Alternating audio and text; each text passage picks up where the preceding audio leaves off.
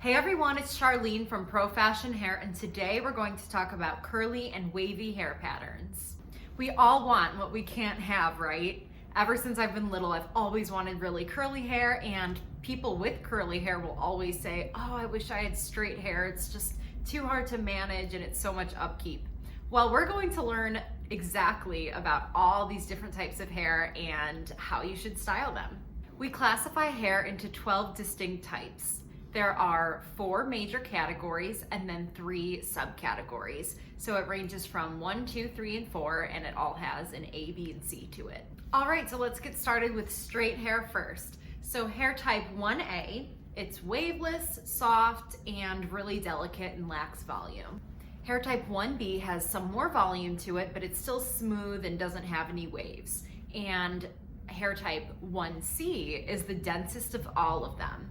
It still is very smooth and sleek, but you don't really have to worry about volume because it's really dense and thick. Let's jump into wavy hair. So 2A, it's kind of in between straight and wavy. It's actually really delicate in comparison to other hair types as well. With 2B, your hair will form a prominent S pattern, and there's a little bit of frizziness there, but it's very easily manageable. And lastly, for wavy hair, 2C has more defined waves and can have a lot more frizz than the other hair types.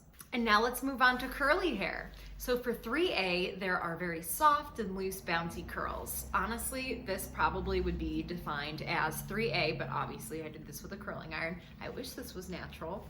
Okay, so for curl type 3B, moisturizers are going to be very important from here on out, vital.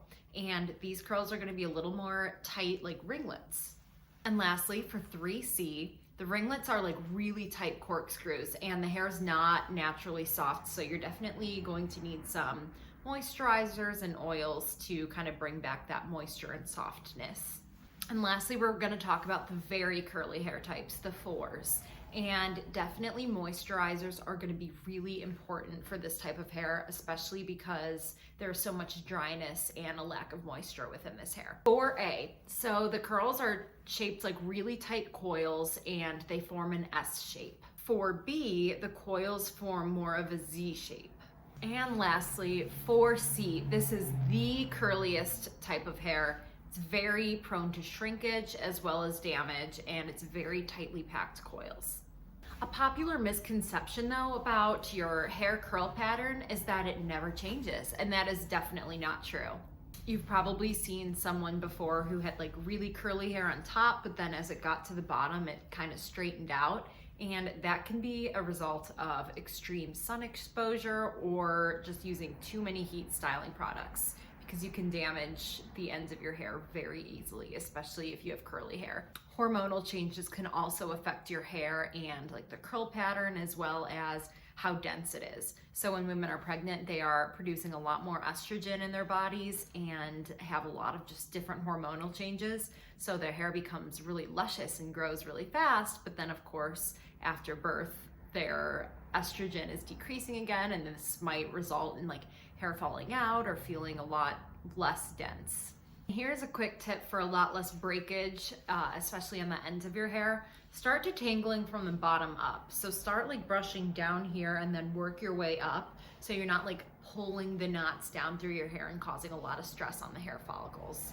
I also would definitely recommend using a diffuser on your hair dryer. It's just a little attachment that you can put on the end of your hair dryer, but it makes a huge difference.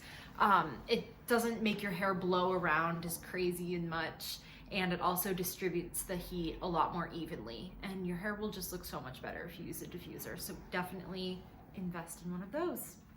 So hopefully this helped you learn a little bit more about the different types of curl patterns, and you were able to identify what classification your own hair is. So thank you, and join us again next time on the Proversity blog. See you later.